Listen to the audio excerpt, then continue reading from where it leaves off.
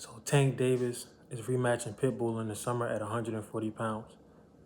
This is a good fight. However, it's not really a 140-pound fight because Pitbull isn't really a 140-pound fighter. Neither is Tank.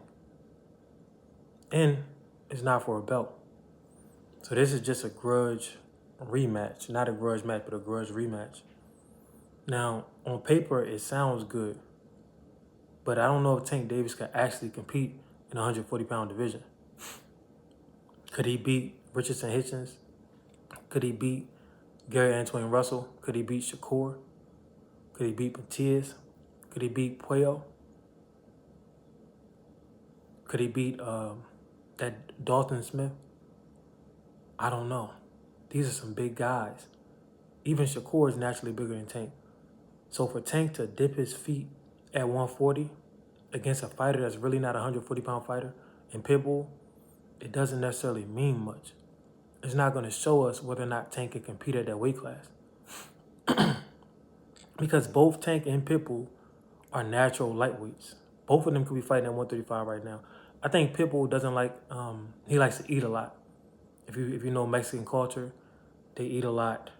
And I think that's why he decides to fight at 140.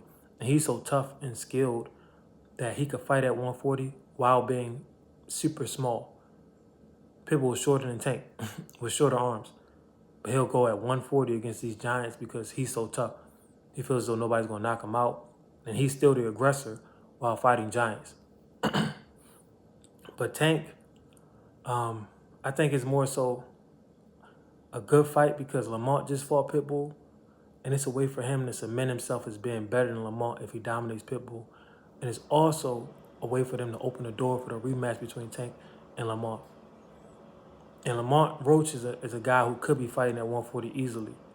That's why Tank struggles so much with him. The size. Lamont is like noticeably larger than Tank, more muscular, and he may even be stronger than him. So Tank fighting Pitbull is not going to be a litmus test to how he would do at 140. And as of right now, I don't think that Tank is big enough or motivated enough to go to 140 and really win a belt off of any of the current champions. Like, that's just a different animal. 140 is a different animal. Remember, Tank came from 126. He's about 5'5", right? I think he got 67-inch reach. Regular sized guy. And he doesn't throw that many punches. Usually the smaller guy, he has to throw a lot of punches because he has to wear down a bigger guy. Tank isn't a high volume puncher. So I don't really see him really transitioning to 140. If he beats Pitbull, his fight after that will probably be Roach. And I don't know if he could beat Roach, once again, because Roach is a combination of skill and size. But let's say he does beat Roach. Does he go back down to 135? Shakur is already talking about going back down to 135, which I didn't expect.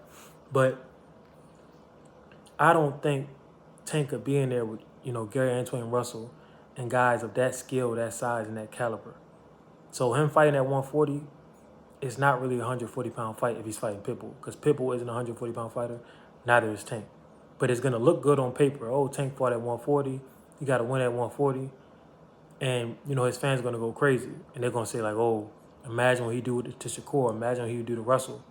But I think that he's only going to fight Roach. And if he beats Roach, he'll go back down to 135. I would like to see him campaign at 140, but I just don't see it. But y'all let me know what y'all think.